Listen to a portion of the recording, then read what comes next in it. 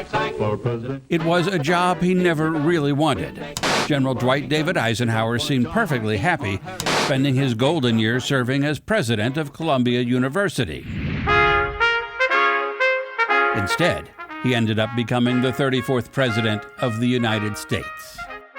The Republicans and the Democrats had no idea which political party he voted with. The truth was he hadn't voted until after he retired from the Army. Both parties were trying to get him to run. Yes, they were. As a matter of fact, Harry Truman volunteered twice to step down in Ike's favor if he'd run as a Democrat, which is pretty astonishing. He was a five-star general and a two-term president. You like Ike, I like Ike, everybody likes Ike. A lot of Americans liked Ike, but Susan Eisenhower loved him. Her president was also her grandfather. That period is long gone, but I think my parents really helped us all by letting us think of him in two different ways. What I've done in this book is actually, for the first time in my life, bring it together. And so it was a bit of an emotional experience for me, actually, certainly by the end of the book. Now, 60 years after he left office, Susan Eisenhower is sharing with the nation the story of one of America's most accomplished yet misunderstood presidents. Honesty, integrity, responsibility in war and in peace. That's how Ike led.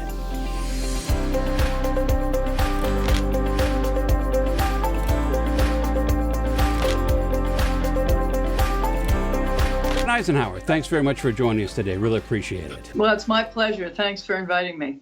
I have to ask, why after 60 years did you decide to write this book? And I know that it's 60 years without even doing the math, because I was born just a couple of months before the end of his presidency, so you could tell who's about to turn 60.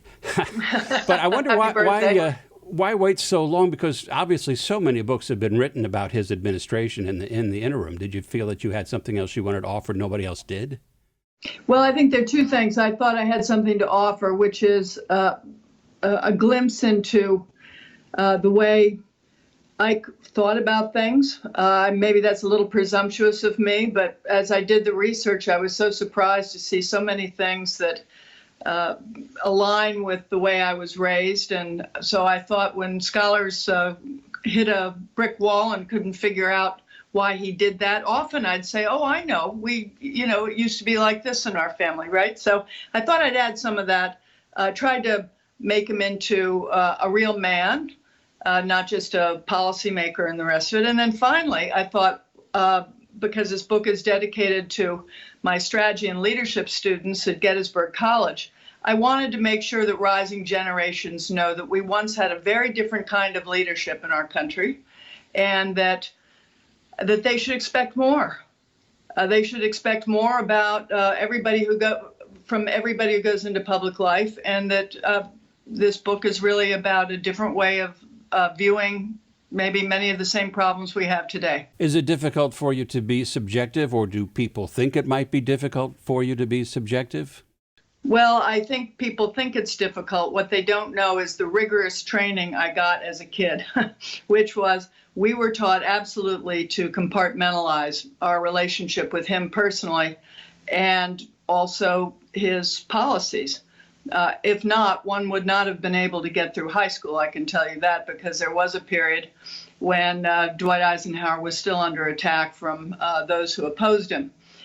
But that period is long gone. But I think my parents really helped us all by letting us think of him in two different ways. What I've done in this book is actually, for the first time in my life, bring it together. And so it was a bit of an emotional experience for me, actually, certainly by the end of the book. The United States Army presents The Big Picture. Today, The Big Picture brings you another story in which the Army and the nation take particular pride. The story of Eisenhower, the soldier.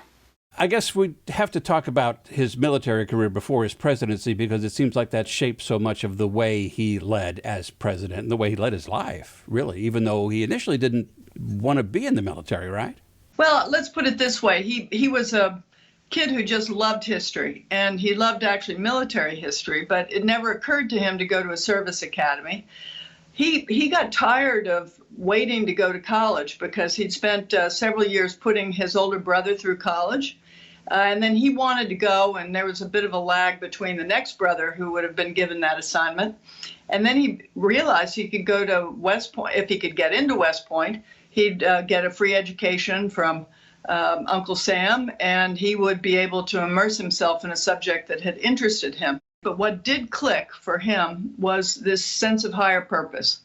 And he said later that it was that moment that changed for him when he went to West Point and pledged his allegiance to defend the Constitution of the United States. He never served in combat, correct? I mean, he made it all the way up to general, obviously, and that's not that unusual, I suppose. It just depends when you're in the service. But he had a lot of empathy for the guys on the front line because of that, I think.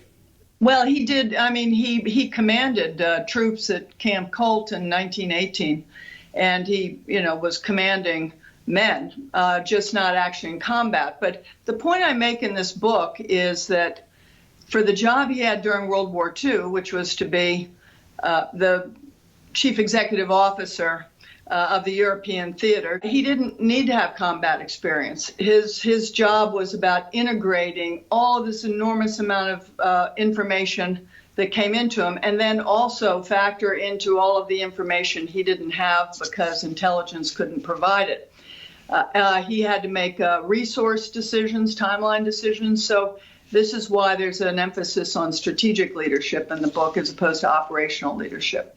Yeah, and that brings me to one of what I thought was the most interesting things about his military service that really speaks to the character of the man was this unused communique, this note that he wrote just in case D-Day went badly. Tell me about that a little bit more. Well, it's a remarkable story, and it's remarkable because, again, we feel like we don't have too many people in our public life on both sides of the aisle that are willing to take responsibility for their actions. In this case, Dwight Eisenhower is taking responsibility for everything, including the weather forecast.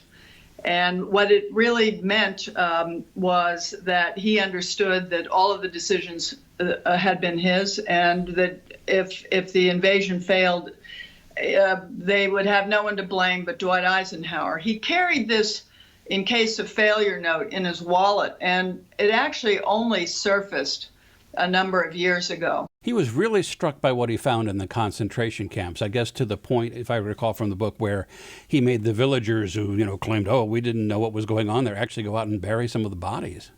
He did, and he put that order out for a number of villages. I mean, that order stood. And this is where he gets to be a really interesting character for me, and I had to keep reminding myself I was related to him as I was researching this book. But this is, he could be as tough as he had to be. He really could. There's no question. I mean, there are times where it makes my hair stand on end. But I can tell you, I saw it myself. He was such a kind-hearted man. So I'm saying to myself as a professional, how do you marry that toughness with a soft inner self?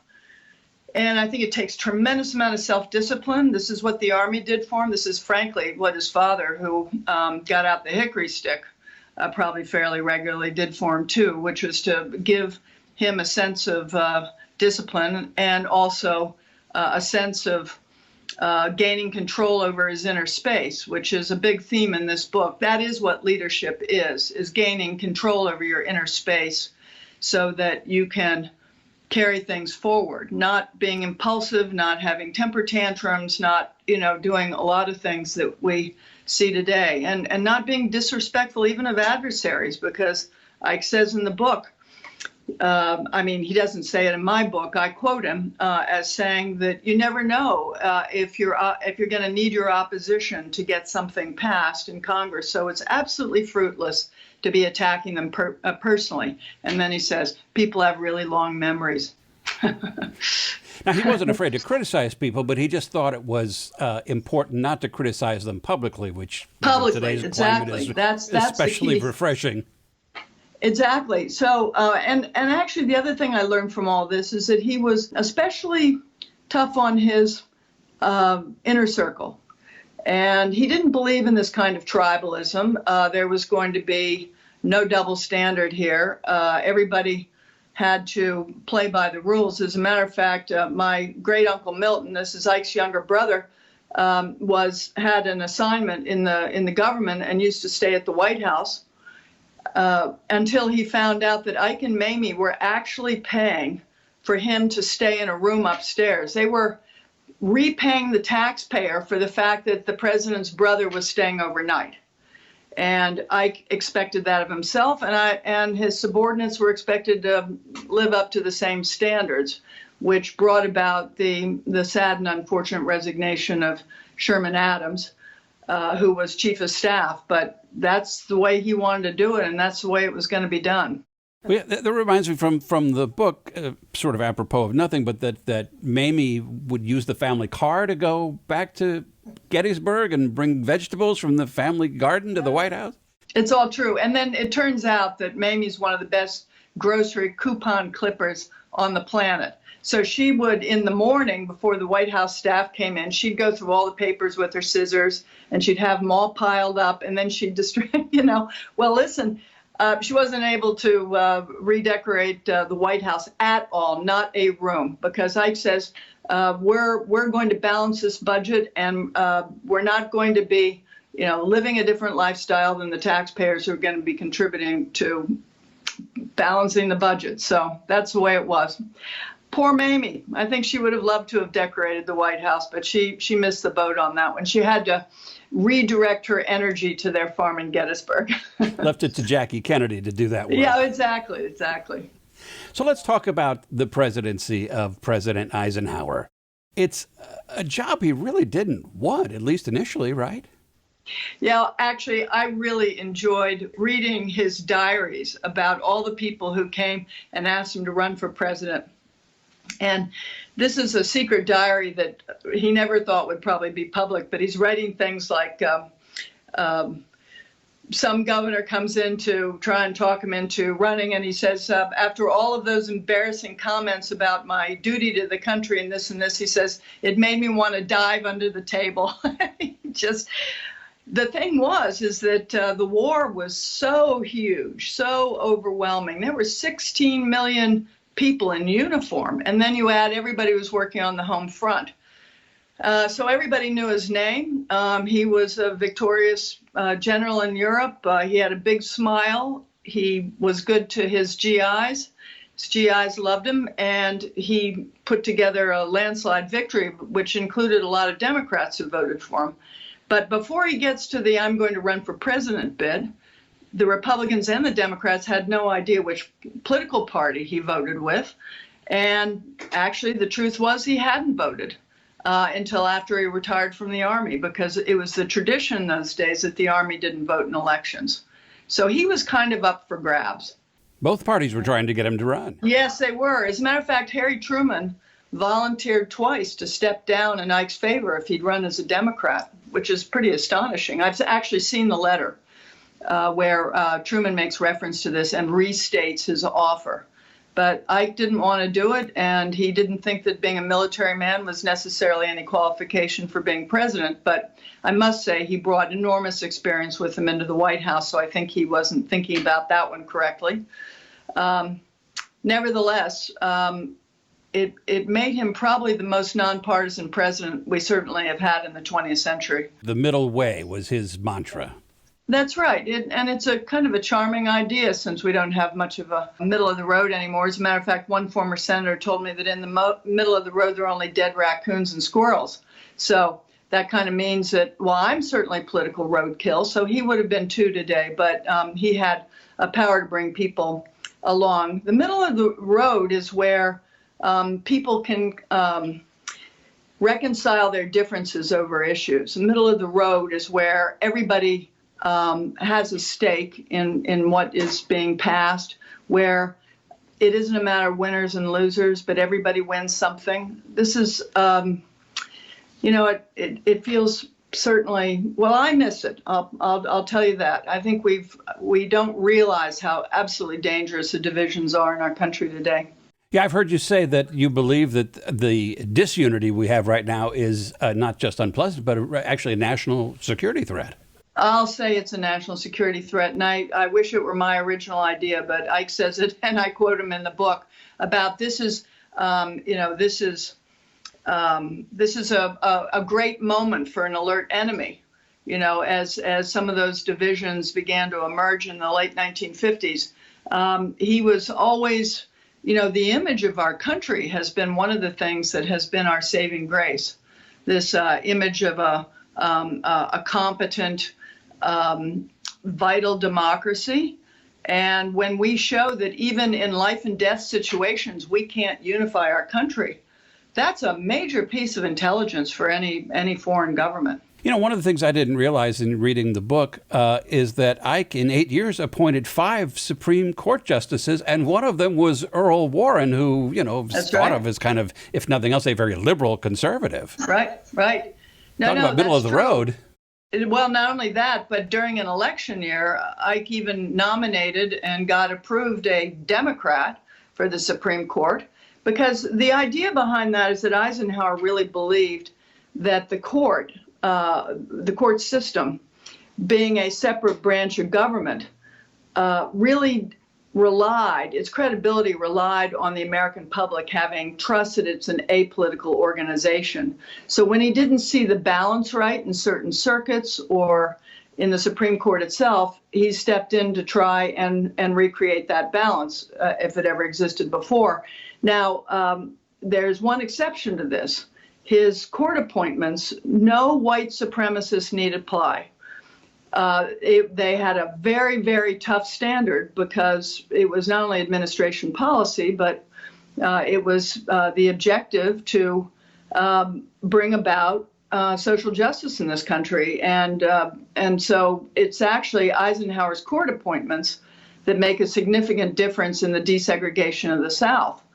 These judges went on for many, many years. And even John Lewis, who recently passed away, I had the wonderful opportunity of meeting and talking to him, and he brought up Ike's civil rights record, saying that how many times he had been saved by Eisenhower court appointments during his time during the civil rights movement. Most people don't realize in 1957, the Eisenhower administration got passed and by the way, the segregationists were the Democratic leadership in the Senate and the House. But passed the first piece of civil rights legislation since Reconstruction. It's a landmark bill. There were some compromises that had to be made, but that's really where legislatively things really begin to happen. Well, that was something else you had in the book that really rang true because of the situation we find ourselves in today, is that he really thought peaceful protests were important. Right. Well, first of all, he really believed in the American people. And what I mean by that is he really did believe in Abraham Lincoln's idea of the people by the people. And so demonstrations were people's rights to express themselves, and including going to the ballot box. So the one area that the Democratic leadership would not tolerate the 1957 bill was the Voting Rights Act. They came around pretty quick after he was gone, and it impressed me enormously, because I didn't know this myself until I researched the book, that Eisenhower actually supported the Democratic bills to bring about the Voting Rights Act, even though they had stopped him from putting it in his own legislation. Do you think he's one of the most misunderstood presidents of the modern era? I think a lot of people probably, and I suppose I'm as guilty as the next person, think of that as just sort of a quiet, peaceful time, played a lot of golf, not much was going on. Clearly, that wasn't the case. I mean, we brought us NASA, he brought us the interstate highway system, which started right here in St. Louis, so at least we remember him for that. But so much has been forgotten about that time. Well, it's interesting about being misunderstood. I think, first of all, the revisionism of Eisenhower's career starts in the late 80s. But when he left office, because of the intensity around certain issues, he was ranked fairly low down. And the last CNN poll put him at number 5. I think the reason he was misunderstood is nobody understood his leadership style. It wasn't about him getting attention for himself. It was about him meeting his goals. So he worked a lot behind the scenes, especially when it looked messy and upsetting for Americans, and that, in his world, would be described as the politically messy, unpleasant things that go on in making deals and the rest of it. I mean, he was a great believer in transparency, but not in allowing what tends to go on in Washington as looking unworthy. And by the way, Congress was a co-equal branch of government. Well, and his style was to delegate a lot of the duties to other people, not to micromanage. Well, he's not a micromanager, and he's completely correct about that. I think most people, it makes me laugh when people think that anybody can be president of the United States. I'd say it's still probably one of the toughest jobs, if not the toughest job on the planet. The number of things that require, reasoned analysis and the rest of it are overwhelming. And so no president can do it without a really strong team. And what I thought was interesting is that he put together a team of people of differing views on certain subjects, and he loved that pushback. He made the decisions, but he had his cabinet there to give him lots of pushback. By the way, not dissimilar to the way he ran his headquarters during the war. What was it like being the granddaughter of the president? Did you run around the White House when he was in office, or was that off limits? Well, we did, and I'm reading about the renovation of the Rose Garden, which concerns me a bit because our pet parakeet is buried there, and Pete the parakeet died, and we gave it a dignified burial in that garden, which is known as the Rose Garden.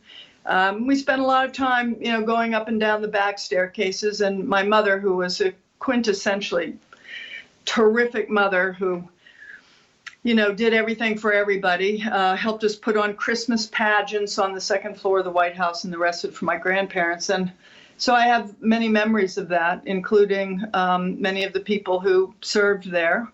I stayed in touch with most of them, including the Secret Service and the White House staff, which was really a pleasure. Just by way of wrapping up, do you think that he could win the presidency today, all things being equal? Well, I think he could win the presidency today if the United States and our allies had just come out of an existential war. But the thing is, we're never going to have wars like that again. He was one of the very first people to understand we were never going to have a war like that again. If we have a war, there'll be many more casualties than the numbers we had in World War II, because it'll be a nuclear exchange if it's of that magnitude. Because that many people knew him, that many people trusted him, his name was that well known. If you are looking only among sort of an extraordinary character who might come from nowhere almost, I think it would be very hard. And I don't think that what he stood for is out of date. I just think we don't know how to do it anymore. And I hope we all take some time to realize that this country is only going to progress if we move forward together. Well, perhaps your book will help get that word out there. It is certainly a very powerful story. Susan Eisenhower, thanks so much for the time. It was a great talk to you. Great to be with you. Thank you so much. You like Ike, I like Ike, everybody likes Ike for president. Hang out the banner, beat the drum, we'll take Ike to Washington. We got to get where we are going, travel day and night for president. Let Adelaide go the other way, we'll all go with Ike. You like Ike, I like Ike, everybody likes Ike for president. Hang out the banner, beat the drum, we'll take Ike to Washington. We'll take Ike to Washington. Now is the time for all good Americans to come to the aid of their country.